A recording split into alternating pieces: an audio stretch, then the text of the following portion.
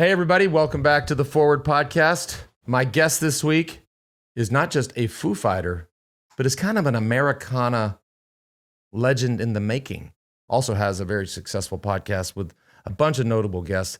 Chris Shiflett, an amazing conversation. What a story. Growing up in Santa Barbara, California, auditioning for the Foo Fighters in front of Dave Grohl, with Dave Grohl, and been in the band for 20 plus years. As I admit and confess on the show, I'm a massive fan of the Foo Fighters, and plays a couple tracks for us, out supporting his new record. Really enjoyed this conversation. As you guys know, I love music and love live music. Was fortunate enough to be able to catch him that night with Paul Cawthon. Other than that, hey, we're neck deep in marathon training, ramping up the mileage, starting speed work on the track. I'm fully committed to being the fastest charity chaser in the history of the Austin Marathon. I cannot wait, and knock on wood, staying injury free. Also, just FYI, a special episode of The Move coming up, focusing specifically on the Austin Marathon, and not just with Jack Murray, the owner of the marathon and the race director, but Matt Hensley, a fellow who I've asked to coach me for the marathon. So enjoy the conversation with Chris Shiflett. Talk to you guys next week, or in 2 weeks, or whenever we talk to you.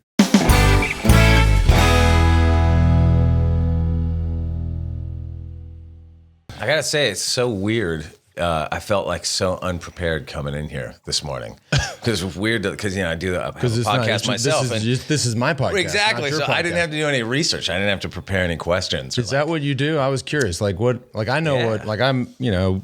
the internet and read old interviews, watch clips, have people kind of help me, and then I make notes. Yep. Is that what you do? Well, yeah, pretty much. I mean, I mostly interview other musicians, so I'll listen to whatever records they've got, and a lot of it, at this point, I've been doing it for a few years, so a lot of them aren't people I'm familiar with before I interview them. So that's sort of I get familiar with their music, put together a bunch of questions, maybe look at some stuff online, to just get an idea of who they are and all that sort of stuff. So I'll always go in with a bunch of questions, but my goal is always to not refer to them. Right. Like if I never look at my cheat sheet, I feel like then it's been a great interview. Yeah. Well, then I've never done a good one. 'Cause I'm always looking. Well, I oftentimes, it is when you're interviewing something, things just take left turns, and sometimes you get kind of lost in it. But. And how long do you? This is all good stuff because it's so funny. I don't ever feel competitive with anybody else that has another podcast. I mean, it's whatever, But how long? And so how long? But I'm curious, how long do you like to have them go on for? To me, an hour, 50 minutes, an hour is kind of my sweet spot. And yeah, for sure. I mean, it depends on who it is. If you're interviewing somebody that's on their first record release and they don't have this big body of work, I feel like sometimes they get 20 minutes. But sometimes people like a half hour, length podcast. Right. But if it's that's the hard part is when you interview somebody that has decades. I interviewed Merle Haggard once, and so where do you even start? There's just so much to cover. Yeah. That you just, for those interviews, I just take what they'll give me. When I start to feel like somebody's kind of going oh, all right, let's get looking at their watch. Yeah, you're all right. Let's these shows like Rogan and some, he goes 3 hours. Yeah. How the fuck do you talk? I would go nuts if I had to. Yeah, I think that's kind of the beauty of a lot of these podcasts. They're just kind of these slow, rambling conversations, I live in LA, so I'm in my car all the time. Yeah. I listen to a lot of other people's podcasts. I just sort of chip away at them. So if one's 3 hours long, I don't mind listening to one that long. I don't know that I could do it. Right. And primarily because I hate, the only part of the podcast stuff that I hate is editing it. Is having to go back and I'm a one-man band, you know what I mean? So I do it all, but I love having the conversation. I hate having to go back and listen to the conversation. Right. You know what I mean? I've told this story on the podcast before, but since you bring up Merle Haggard and you're wearing a Merle Haggard t-shirt, I have to tell you my favorite Merle Haggard story. Oh, hit me. So this is, this is years ago. And actually we were just in here talking about Arlen Studios, Willie's studio. So so he was doing Willie decided, is he still doing that, Nick? The little private shows. No, so he was doing these shows real intimate and he'd bring people in. And so he had one night he had Merle's still alive, and so he and Merle played a gig, and he called me. He's like, "Hey, can you come down?" I was like, "Sure." And so we show up, and Annie's like, "Hey, Willie and Merle are in the bus, playing cards. They want you to come over there." And so I walk in the bus, and Merle's wife is in there. And you know how buses are, kind of long and lean. So she sees me coming, and I hear her lean in, and she says, "This is Lance Armstrong. He's the guy that got in trouble for all the drugs." And so, like, telling him, because he wouldn't have known. He'd be like, "Who the fuck are you?" Right. Yeah. And so, he's the guy that got in all the trouble for the drugs. And so about 30 minutes go by, and they're playing cards, and then finally Merle leans in and he goes, "Well, son, what'd they get you for?" He thought it was like real drugs. Like, right. Oh, right.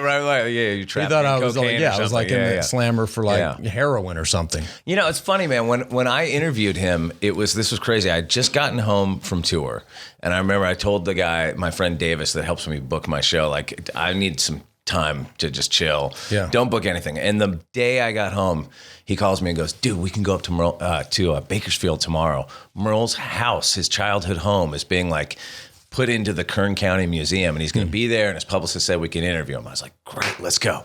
So we go up there, and it's this big to-do, and there's all these folks out there, and his bus was parked out back, and his publicist was like, "Okay, just go. Why don't you go on the bus and wait for Merle's going to come out. We're having a little problem with his AV system. So so there's some guys on there fixing it. But as soon as they're done, it should be like 10, 15 minutes. Right. And then you and Merle, you can set up your stuff and then you can interview them." So I'm sitting on the bus, and there's these guys in the back kind of working on the thing. And all of a sudden Merle comes out and walks onto the bus, and he's got a hat, like your hat, like a baseball cap on.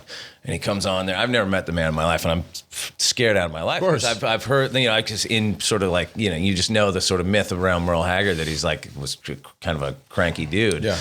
And didn't really like doing interviews. So, and I was sure like he had no idea who the fuck I was. Like, you know what I mean? And so he gets on the bus, and he's like, comes on there, and he looks out the window, and he goes, "Man, there's a lot of cops around today." And he takes off his cap, and out of the brim, or out of the little inside of it, he pulls out a joint and lights it up. And then he's just like hotboxing. And I don't smoke weed, and I'm sober. I've been sober for a long time. And so I'm sitting there like on the bus, and I'm going, fuck, I'm going to get hotboxed right now from Merle Haggard. You know what I mean? And he's just smoking joint after joint. And like 2 hours go by. And like what we were talking about, how you during the interview he's getting no, this is no interview. This is at every like couple of minutes his publicist going, "Yeah, it's just gonna be a couple more minutes. They're just almost done," kind of thing. And I didn't have any of my shit set up or anything, and so I'm just sitting there, and like great story after great stories coming out. And he was just the nicest guy in the world. But I missed this is all what I'm that. Saying. You cannot talk before you hit record. Yeah, so on one hand, I got to sit there, just me, my friend Davis, Merle, his wife, his son Ben was there, and we just had this like kind of intimate, long hang, which was great, but I didn't get any of that on tape.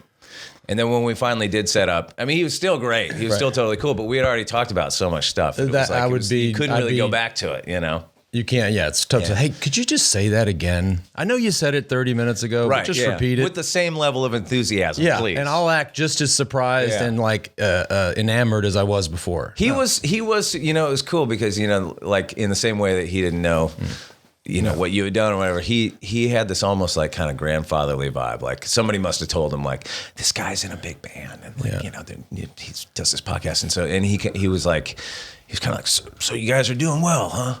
That's great. Yeah. Kind of like, good for you, son. Yeah. There was 100,000 people at the last stadium gig we played. We're doing all right. Yeah. He's like, yeah, great. Yeah. Keep going, guys. The funniest, not the funniest, but actually the sweetest thing that I've ever seen, one of the sweetest things I've ever seen is that same incident in the bus with Willie. And there was a third guy playing cards with them. And it's just hundreds, just stacked, fucking crazy money. I'm like, you guys are, so Merle's stack is getting lower and lower. And I see Willie, he thinks he's sneaking this, but he takes it, probably 20 of the hundreds and sticks them under the table and taps Merle on the leg and hands him, $2,000 essentially. Just, whatever, just to keep the game going. He just wanted it just for the hang. Just for the action. Yeah. It's pretty amazing. Do you think Merle did that when he was owed like $30 million to the IRS? Here you go, buddy. Willie had a lot of people around here fucking helped them out. It's I'm crazy. sure. It's crazy. So what I didn't know, and I'm just curious because you just said it. I mean, the sobriety thing, is that like was that like a moment where you were like, oh, I better clean it up, or you just decided, yeah. Yeah, no, I mean, I drank a lot, you know, when I was younger, and knew that it was an issue from a pretty young age, you know, but didn't really give a shit when you're young. It's sort of like a badge of honor in a way. And but eventually, you know, I got married, started having kids and all that stuff, and it was real clear that it just wasn't. It just didn't work. Stopped. You know, yeah. Cold turkey. It's funny because I tried getting sober many times over the years, and failed every time. And sometimes I'd like have a couple of years of sobriety. You know, I'd put together a little time, but I never really wanted to. I don't think, and it's very strange because I'm not like a program guy. I don't go to meetings or any of that, and my AA friends always kind of look at me sideways when I say this. But like it just what the last time I quit drinking, it just something clicked, and it's never clicked back. You know, it's weird. I don't know why. Yeah. You know, so it was just booze, not any other. I mean, I did everything under the sun, you know, but it was all sort of centered around drinking. Right. You know, it's drinking just a little bump here and there, joint here. Yeah, that sort of thing. I was never into smoking pot, though. It's funny. It's just so popular. And like, you know, my brother was really, it still smokes a lot of weed, but like, I don't know why. Like I could handle a lot of stuff, but take a couple hits off a joint, and it was like the craziest acid trip ever. No, to me, like, bro, I'm with you. I'm totally. I love having a cocktail, but I don't know. Just I will say though, full admission. I mean, if you're on the bus with Willie and he's passing, you just have to. Right. I mean, you just can't. Imagine that's got to be a pretty strong whatever he's smoking there. I would think. It was Merle's. It was that night was with. We have photos of it. Danny Clinch was in there. Oh, nice. Yeah. So not only we have photos, but we have really good photos. Really good photos. Photos that are going to be in a museum. He'd be a good guest. Shit. Oh yeah. He's got music.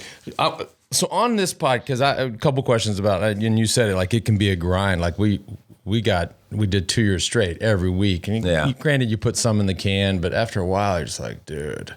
I did it weekly for a while, for about a year, and it was great because I feel like that consistency helps. It does. You know, grow it a lot. But then I switched it to every 2 weeks because it just felt like I was just podcasting all the time. I was like, I don't want to be a full-time podcaster. I'm a musician, man. Right. Gotta have time to do some other stuff, and too. what was the shade that you threw me? There was some, it was fun shade, but it was like, how is it that Lance Armstrong has Jason? What was it? Was it a tweet or was it it was so funny. I did?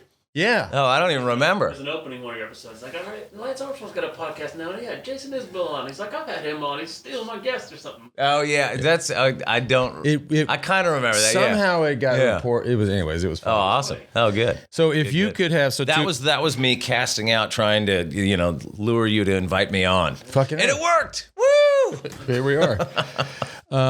Okay, 2-part question. In a podcast question, if you could have anybody on your show alive, who would that be? Your dream guest. I mean, there's still so many that people that I haven't gotten. And my show's kind of country Americana themed or whatever. I mean, certainly Willie Nelson that'd be a really big one. Yeah, for sure. I'm with you on that. Because most of the folks of that era aren't with us anymore. Right. And he's still here. I would have loved to have had Ray Price, but he's not around. Well, that was the second part. Somebody somebody dead. Yeah, I mean, God, there's a ton of current people. Like I've still never had Margot Price on. Would love to have Margot on. There's who else? There's just so many. Yeah. At some point here, I would like to branch out and start doing people that aren't necessarily musicians or aren't country musicians or whatever. But you've done. I mean, I heard you had Bob Arum on. Yes. Yeah. How stony is that guy? He was amazing. He was fantastic. Amazing. Yeah. He was cool because he, I did that at his house in L.A. So I just drove up there and set up in his living room and did it, and he was totally cool, and I felt like he was willing to, I tried to press him a little bit because he's a promoter. He goes into and we've got a great fight card on ESPN and tune. He started going into that stuff, and I tried to kind of steer him back into because he did music stuff. No, he didn't. But I just, I'm a huge boxing fan, and boxing's like the most corrupt hoopty sport in the world. And I just, and he's been at the center of it for so long. I just wanted see what, push him a little bit on some of the stuff that I feel like the business of boxing does very wrong. You know? His stepson is one of my best buddies who lives in Aspen with us. So Todd DeBuff is his name, and so Todd's mom is Lovey, who's married to Bob, and so but Bob basically raised Todd, and so Todd essentially runs Top Rank Boxing now, which is you want some stories? Yeah. Oh man, It's a goofy sport for sure. It's goofy, and that's why you were wondering about that belt. Now it all makes sense. Well, yeah, I mean, it breaks my heart because it's my favorite sport. I follow it religiously. You go to fights? Yeah. Oh yeah. Yeah. When I can. We've been to a couple. Yeah. It's great. Yeah. But, it's not run in a fan friendly, way at all. You have all the promoters have specific network affiliations or now streaming affiliations, and they won't fight. They only fight guys from within their stable. So it's like, that's why things like the Pacquiao Mayweather fight takes so long to ever get made that it sucked. I mean, when the biggest fight ever in the history of boxing is that much of a stinker, that's not good for the sport in the long run. Well, but then you had whatever Mayweather and this lunatic McGregor. I mean that. Oh yeah. And then it's like. That was actually, it's funny to say it because, Mayweather, by the time, I watched it too. I actually watched that flight on a plane home from, where were we flying home from? Singapore or something. And I couldn't believe it because, planes have Wi-Fi. Yeah. And so I dialed it up on my Slingbox just thinking, this is never going to work, but I've got to try to watch this thing live. And it was totally shaky and kind of crummy, but we wound up, it actually came through on the flight, like over the ocean. It was bizarre. But I mean, that was actually my favorite Mayweather fight ever. I think Mayweather, to me, for all his success and money that he made and all that sort of thing, it was really good for him. Right. But I think he did a lot of damage to the sport because he's a boring fighter. His fights were never good. You never need to watch a Mayweather highlight reel. It's like, what is that? That doesn't even really exist. Nobody's ever going to watch those fights twice the way you watch, because he doesn't knock anybody out. Because he plays defense. Yeah, right? He's a safety first kind of fighter. And his whole fame was based on the big show and his personality and doing the 24/7s and all that stuff. I personally, I think a lot of people just tuned in hopes of watching him get knocked out or lose or whatever. Yeah. He's a boring fighter. Boring fighters are not. I don't know why the sport, the business side of boxing promotes all these guys that just aren't exciting. Yeah. Oh, and then but man, I watched that fight. What was it? McGregor and this other, the Russian with. Oh right. Are you into the MMA shit? I don't follow it. That's the first MMA fight I've ever seen. Oh really? And it was crazy. Is that the one where the guy started fighting? Oh, he jumped out of the ring and started punching his support. It was crazy. Right. And then one of his guys jumps in and starts punching McGregor. It was like, what? It's crazy. Yeah. Not doing itself any favors. No. Let's talk about the Foo Fighters. Okay. Do you know how big of a fan I am of the Foo Fighters? It's like I remember you coming out to that show. Yeah. At Pantages. It was. That's right. That was that Danny Clinch was filming. Danny was there. Movie thing. I have a picture of me and you and Lemmy. I'll send it to you. No, but that was a different gig. That was that corporate gig for I think BlackBerry. Oh really? Outside. Are you sure? I feel like that was backstage at the Pantages because I'm in like a suit. Well, maybe Lemmy came to both because Lemmy was also at that corporate gig. Okay. Where was the corporate gig? It was in LA. It was outside and there was, I don't know, it was like some steps. I mean, it was, but I remember him being there too. Yeah. It's on my phone. I could probably dig it up somehow. We need that for the social media. Yeah, for sure. When we hype this shit. Yeah, it's a great picture. Yeah. And I was like going down there and I don't know who I went, because I'm good buddies with John Silva. So okay. Somebody was like, it's more of an acoustic gig. And I was like, what? I had no idea. Right. And then Dave was like ragging on the poor guy that played the triangle. Oh, yeah. Drew. He was like, can you play us? Well, I think you said something like, can you play us a triangle solo? Yeah. And so he's like, like sitting there. Ding, ding, ding. Oh, man. But that's Taylor's childhood. But, Drew and Taylor actually grew up together. So, yeah, Dave used to give him stick every night. I've seen those shows and I've seen the festivals here. Yeah, I'm like, I'm totally geeked out, dude. Yeah, right on. Yeah, it's cool. We just finished a long tour cycle for the last. Because there was a new record. Or the last one was it was like a year and change ago. Yeah. But we were out on the road for like a year and a half or something like that. Not all in one chunk, but just over the course of because we started touring in, I want to say like May of 2017, and then we just finished it up. So we. And when you go in, because I've read all the stories about you auditioning for the band and then being picked. I mean, what is that like? I've never auditioned for anything, so I don't know what that's like. You just walk in and it was crazy, play a guitar solo, or do you have to play jam with them? It's funny because I had kind of auditioned for the band I was in at before I was in the Foo Fighters. But that was like, I just went and learned a bunch of their songs, and we played once, and then we just went on tour, and that was that, So, and the with the previous band. Yeah, I was in a band called No Use for a Name before that, so that was like a quick, you sort of let me know right in the moment. Okay, we're leaving on Monday, and then we went. But so I didn't know what to expect with Foo Fighters, and I was a huge fan, and they'd sent me a cassette tape with the songs to learn. It was like 4 songs. And so that part's easy. Well, I learned the songs and then learned, and I knew it was in that time when they had recorded the 3rd record, but it wasn't out yet. Yep. So I knew the first 2 records pretty well, and I just sat and played along with those records, And when I got down to the audition, I sat outside the room. It was at this studio in North Hollywood, like a rehearsal place called Mates. And I sat outside the room for ages, and I could hear them playing. So I knew they were in there auditioning somebody else. And then the playing stopped, and it was just quiet for what seemed like a freaking eternity, And so I was sitting outside the room with my guitar, just going, oh, man, this sucks. This is the guy. They must they're in there just like hanging with this guy. And, I blew it already. I already didn't get it, And then the guy walked out, and I remember thinking like, that's not the guy. Because he's just I don't know. It just, I just had a feeling, I don't even remember what the guy looked like, but I just remember thinking, that's not the guy. And he sees you? And he saw me, and we, hey, how you doing? And then I walked in, and I'd never met any like Dave or Taylor or Nate before. And I walked in, and I just remember Dave goes, dude, you just saved us. That guy wouldn't bail. And I was like, yeah, all right. So I figured it was off to a good start. And we jammed through the songs, and we kind of sat around and talked a little bit, and that was it. And then they called me back to come back a week later, and that was like a more extensive, like we played a lot of songs and hung out. And wow. And then they immediately they're like, you're in, or you? No, it was funny because then Dave was like, hey, why don't you come by the hotel? At that time, none of the guys lived in LA, so they were staying at a hotel while they were auditioning people for like a week. Wow.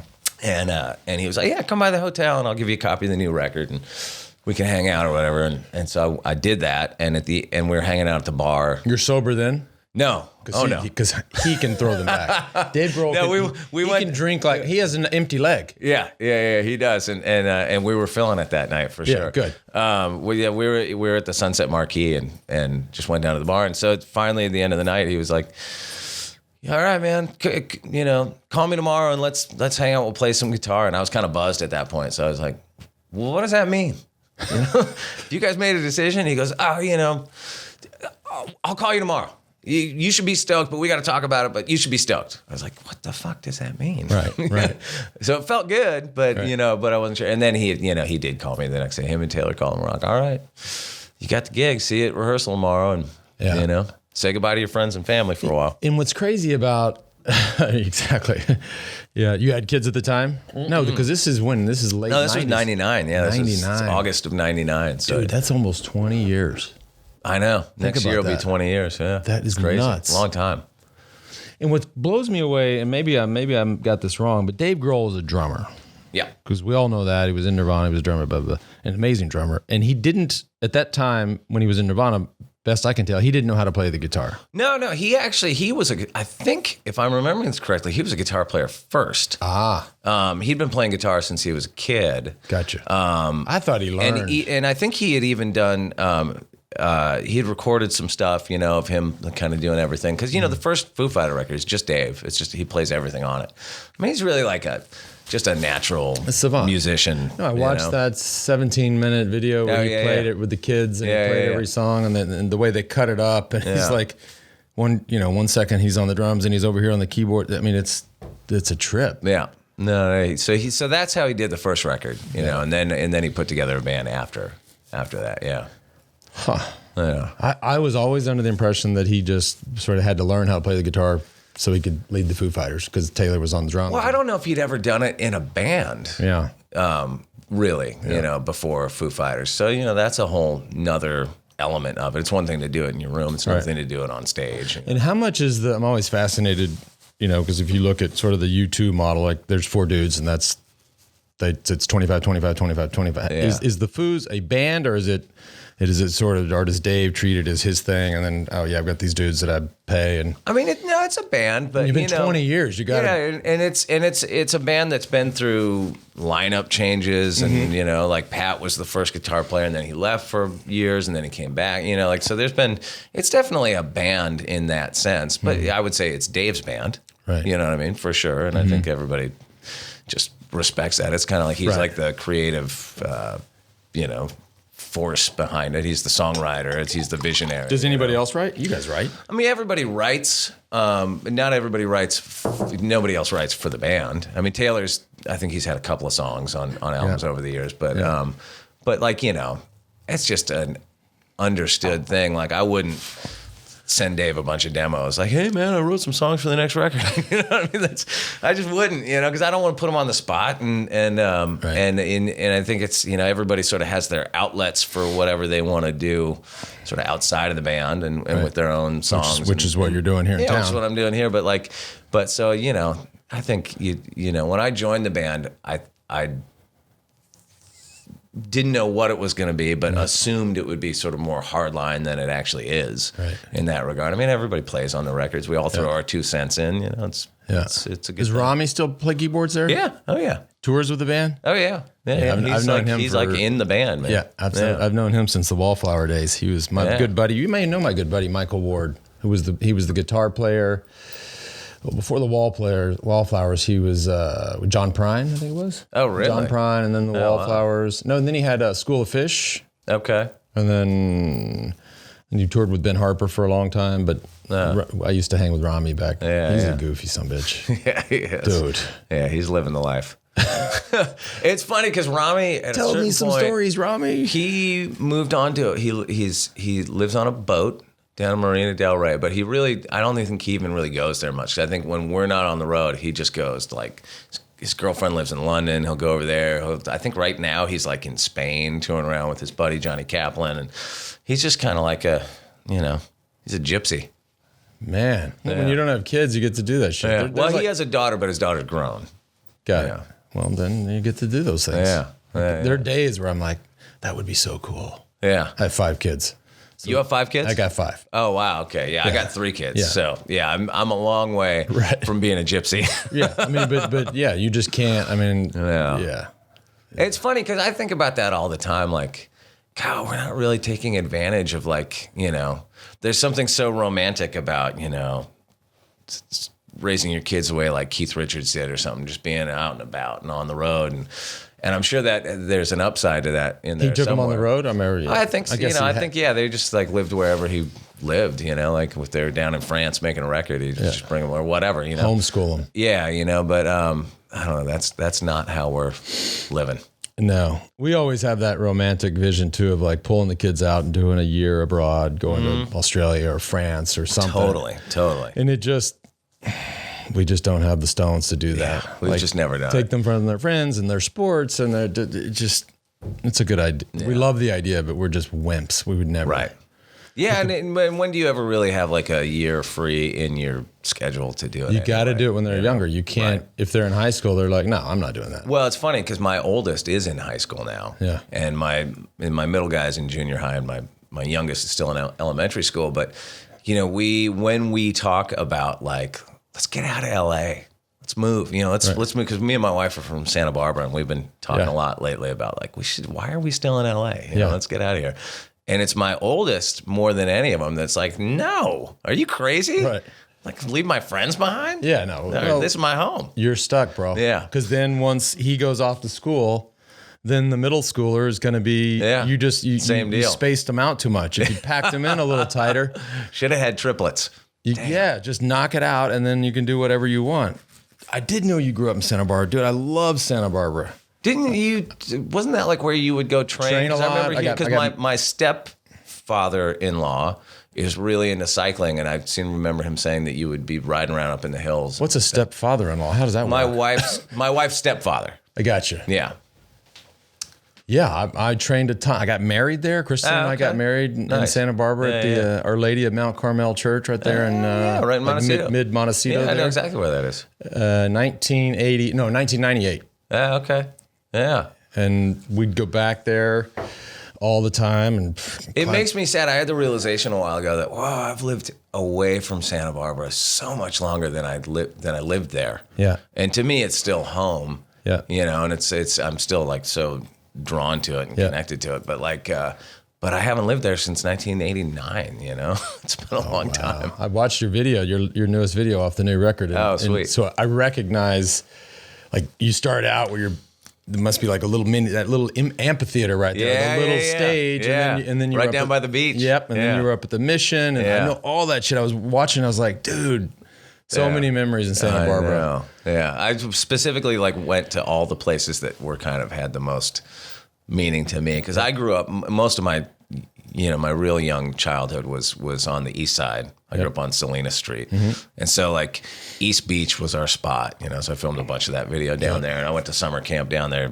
every summer growing up, aqua camp and all that stuff. And then where that little amphitheater was, that's across the street from where I learned how to swim. And that's like the marina right there. Yeah, all that there down by the harbor. High school. The Mission. And I lived up on right off of Mission Street for, from mid-junior high through the end of high school. And your folks are still there? No, my mom moved away. She moved way up to Washington State at a certain point. Yeah. Right about the time that I moved back to the West Coast. So go figure. Yeah. And I tell you, dude, was that a year ago, that mudslide there? Was that a little more than a year? Yeah, it was almost a year ago. That's crazy, dude. I know. Dude, I mean, I don't know have you been back through Montecito since then? Because it's bananas. It took out whole neighborhoods are just gone. And it's so weird when that happens. I remember because my wife's parents lost their house in that T-Bowl fire a few years before that, and that whole neighborhood up there, sort of the backside of APS or whatever that's called, the Riviera, the backside of that all burned away, and it's so bizarre when that happens because you go there and it's unrecognizable. These areas that you spent your whole life. I mean, the Montecitos were. Every weekend when we were kids, we were out there going to keg parties or looking around to skate people's ramps or whatever. You know what I mean? Or, tons of my friends lived out there, and it's just gone. And San Ysidro Ranch, I heard it just every structure. It got wiped out. Gone. Yeah. I mean, this is historic. This is that's where we stayed we didn't honeymoon there. That's where we stayed for our wedding night. Yeah. I mean, JFK had his honeymoon there, his wedding. I mean, and that just gone. Yeah, I think the structures were there, but I think they were just got thrashed to where it's going to have to all be rebuilt or something. I'm not even sure. I haven't looked there. I drove up there once after the mudslides and it just broke my heart. So I haven't. But this is what, and I'm not some sort of a scientist on global warming or weather phenomena. I don't think we have to be anymore. It's come on, man, look what's happening right now at home. But that's Jesus. But this is what happens is you have these massive fires and then a year, and then you have some rain, and then you have these mudslides. Right. It's just it's that this is going to happen in Malibu and all these other places affected. Yeah. I mean, at what point do we just trust science and act accordingly?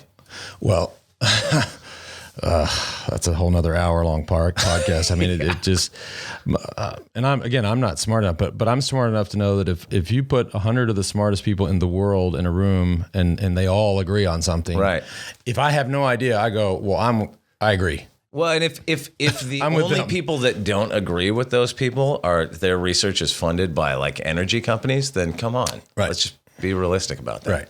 Yeah, no, that's oh God. Yeah, that's frustrating. We had the same thing here, man. We had I was out of town, but crazy flooding here recently. Oh, yeah.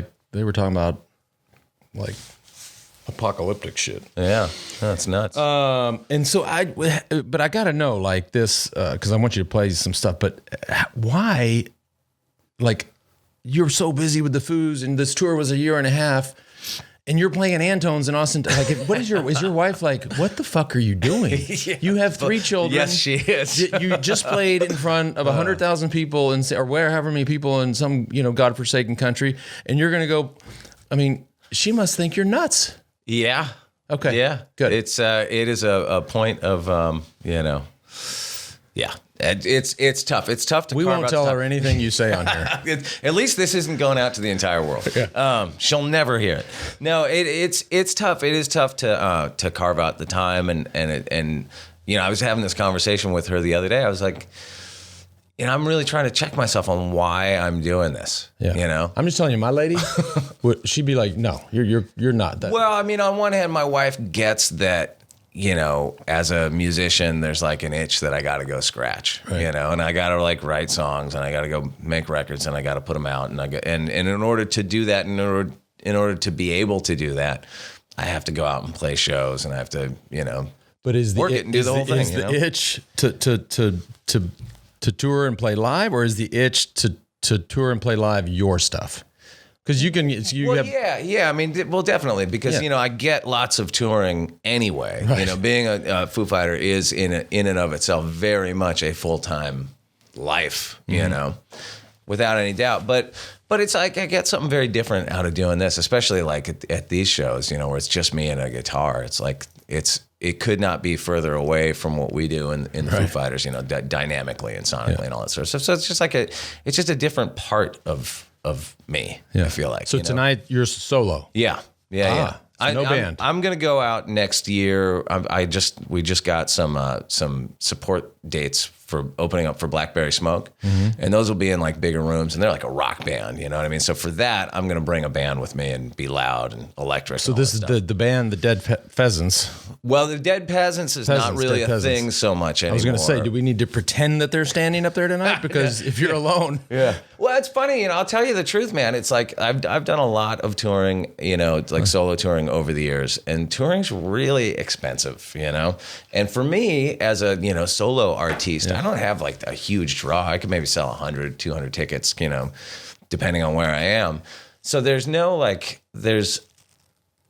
want to go out and do it, but I also don't want to go broke doing it. Right. So lately I've just been doing it on just me and an acoustic, and I sort of think of it like, until I can actually sell a few tickets or get some support slots that pay or whatever, it's, I got to kind of look at it in 2 different ways. I got to either be acoustic guy playing in a little bar, or if I can get on something where I can cover the expense of it. Because, I mean, going back to my wife being bummed at me for leaving, she's extra bummed at me for leaving if it's like, and that cost me $30,000. Honey, I have really good news. Yeah. I'm leaving. Yeah. And spending a whole shit ton of money. Yeah. Guess what? We're not going to go on vacation this year because I'm going on tour without you guys. Yeah, that doesn't fly. And you will never get laid again. Yeah. So you have your own guitar?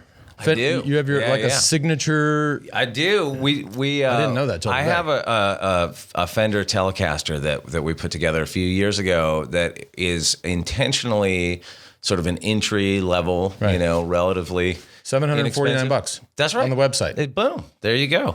But I'm happy to say, and I love it and I play it,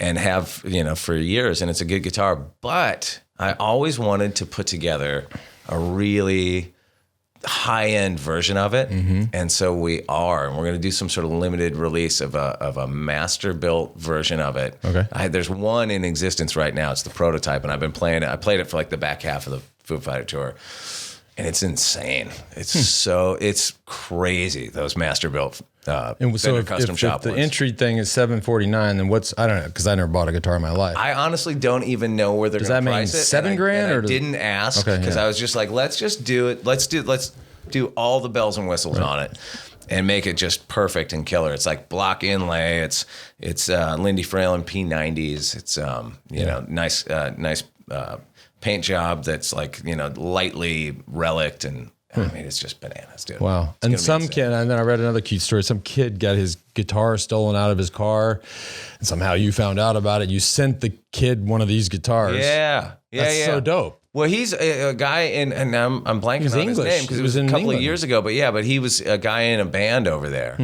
And I think I saw somebody like linked it to my Twitter account or something. I saw that he had gotten his guitar stolen, so sent him a new one. Yeah, Santa Claus. Hook him up.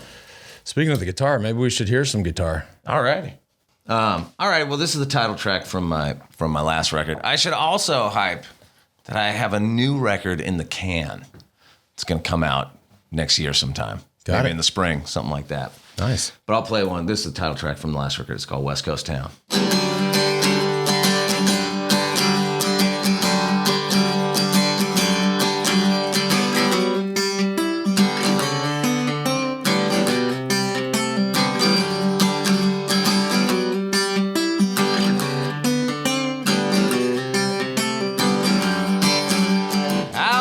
Home all the way from East Beach with an oil spill sticking to my feet, to that little house on Salinas Street, throwing rocks in the creek, my brothers and me. And Mom melted down on a county wage, kept clothes on the backs, food on our plates, and every Saturday night mariachis played.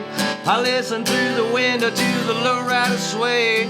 I grew up in a West Coast town, back before they chased the working class out. You know we don't fuck around where I grew up, in a West Coast town.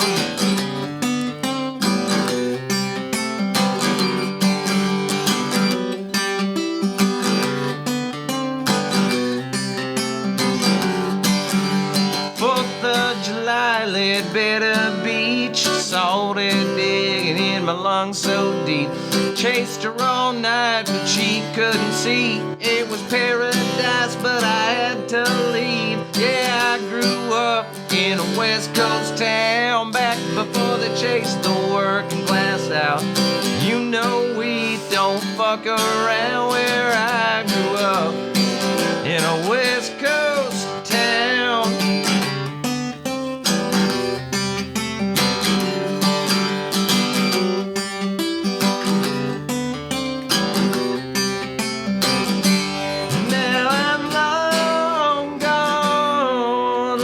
Stoplights on the freeway tear me down, but I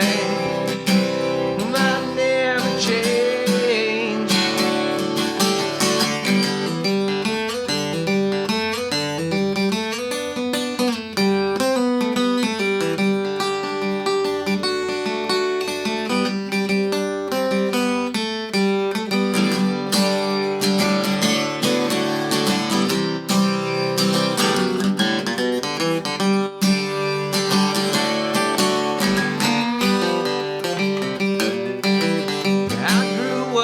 In a West Coast town, back before they chased the working class out. You know we don't fuck around where I grew up. Yeah, I grew up in a West Coast town, back before they chased the working class out. You know we don't fuck around where I grew up, in a West Coast town.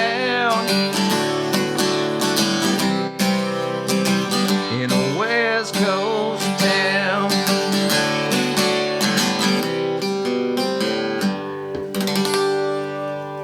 Yeah.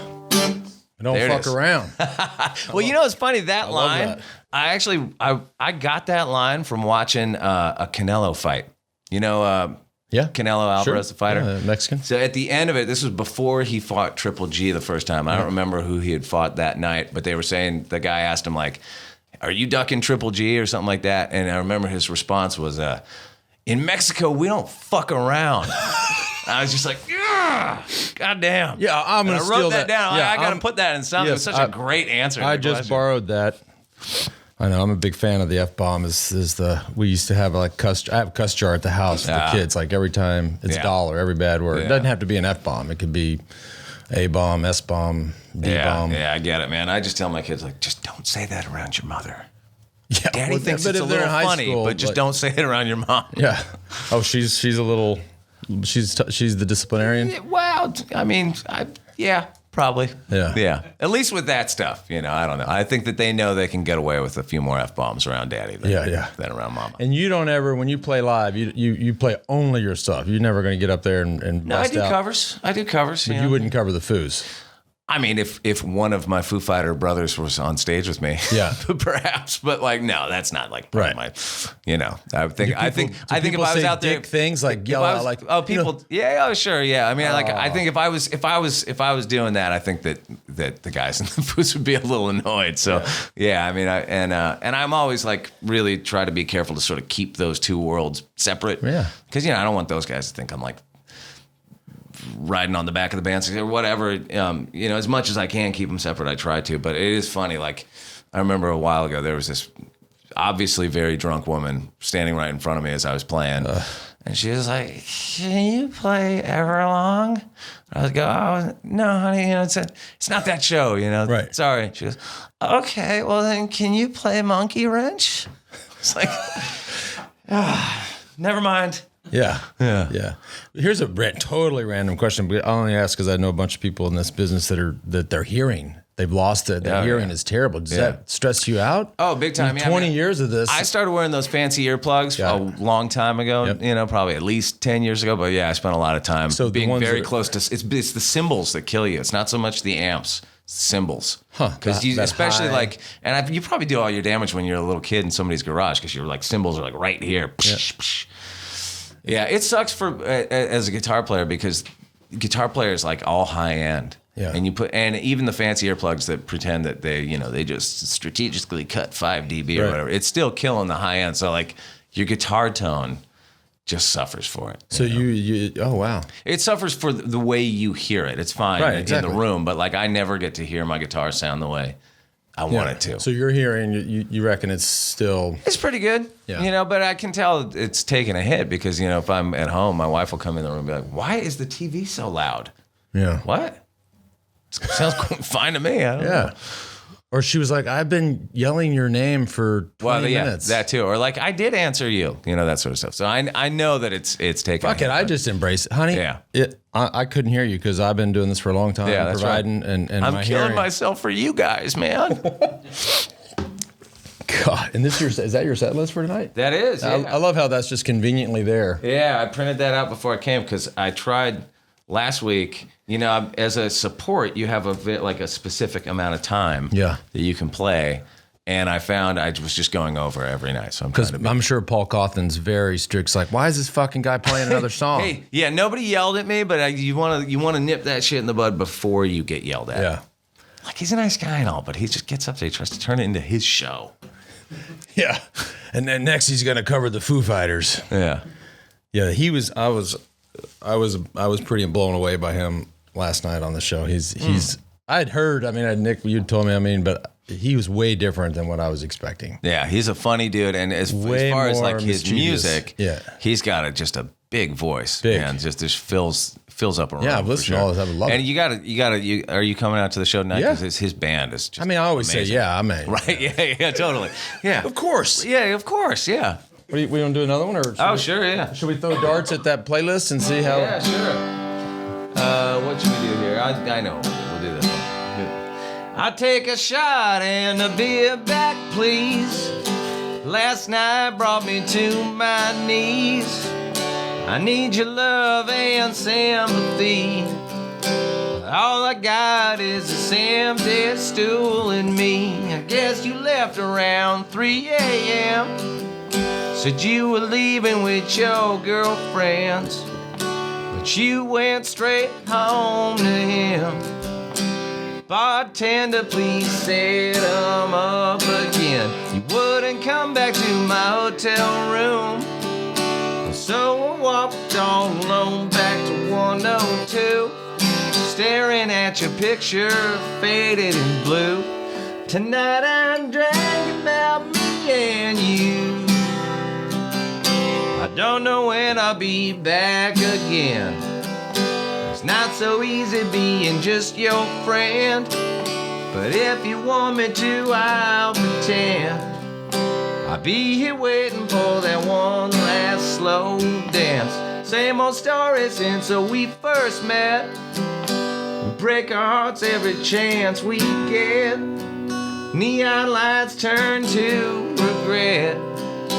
Hey baby, if it ain't just too late yet, I'm all alone in my hotel room, broken hungover right here in the 102, texting you desperate like a lovesick fool. Tonight I'm drinking about me and you.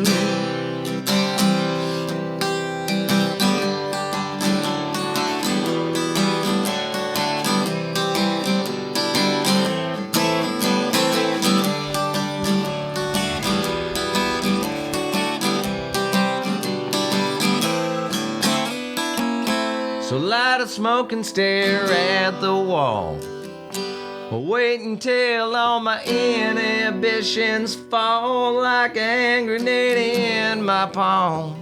I pull the pin and I make the call. I'm all alone in my hotel room, broken hungover right here in the 102, texting you desperate like a lovesick fool. Tonight I'm drinking about me and you. Tonight I'm drinking about me and you. Tonight I'm drinking about me and you.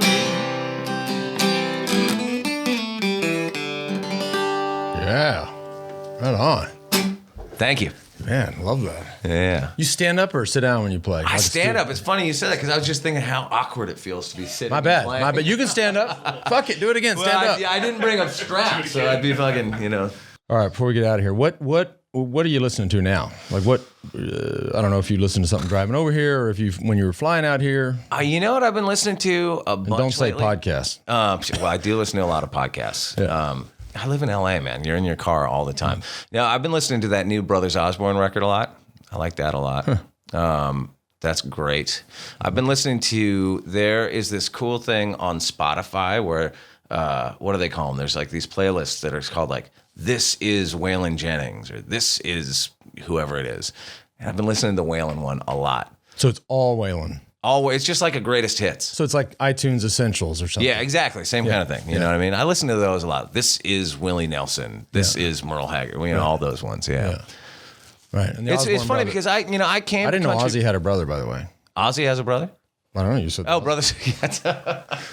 Yeah. Well, it's funny with those guys because I interviewed those guys and they were great. That's how I got to know them, the Brothers Osborne. Because there's an old classic bluegrass band called the Osborne Brothers.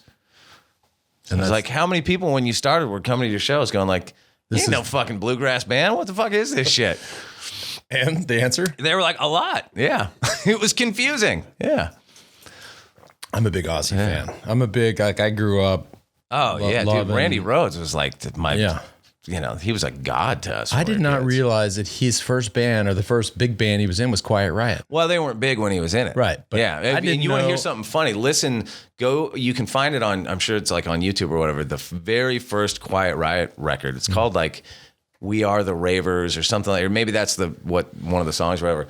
It's insane how shitty it is. Like, and Randy Rhoads, who's like one of my favorite rock, maybe my favorite rock guitar player ever. Yeah. And he was like, it's fascinating as a fan to watch because even by the second Quiet Riot record, he was already ripping and great. But that first one, it's like out of tune. It's terrible.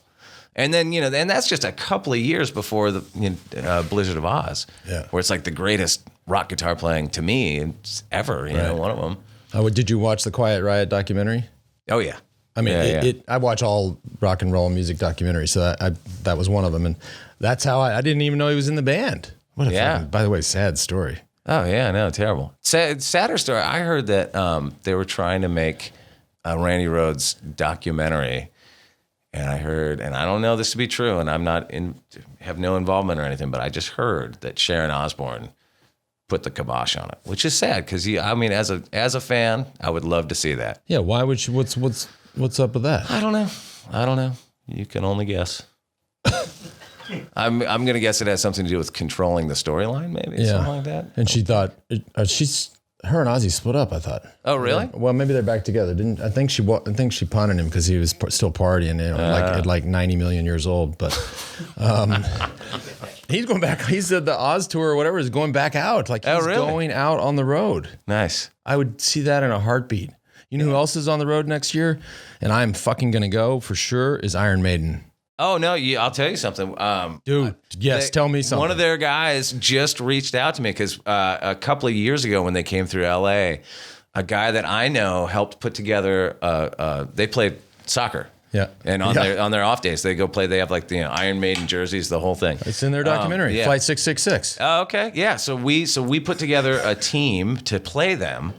And then I've kept in contact with a couple of the guys like that work for them. And one of them just reached out to me and it was like, September 2019, we're playing LA. Let's get it on. Because you were a soccer player, so I need to do that too. That will be the gig that I go to. Dude, do it. Yeah, come play. Does Bruce? No. I was gonna watch the soccer and the show, but you don't want to see. Oh, me play come soccer. on. I got no skills. I can't go side to side. Dude, I'm bad with balls. We have Foo Fighters crew. Me and a bunch of the guys on our crew play a lot, like on days off, and like maybe half the guys play soccer or played soccer, when they were young, and but a lot of them have never kicked a ball in their lives. So you just get out there and kick Bruce the ball. Dickinson, is he going to be on the other side? The day that we played them, it was only Steve Harris from as far as like the actual band member dudes, and then a bunch of their crew guys and some of I think it was like maybe one of their kids' band was at, so something like that. But it was Steve Harris. I don't know if the other guys play or not. Were you a Maiden fan growing up? Oh God, are you kidding, dude? They were my favorite band at a certain point. They were around like Peace of Mind, that era. Yep. Like, oh man, loved them. Loved them. Loved them. Dude, thanks for being here. Oh, thanks for having me. Looking forward to tonight. Yeah.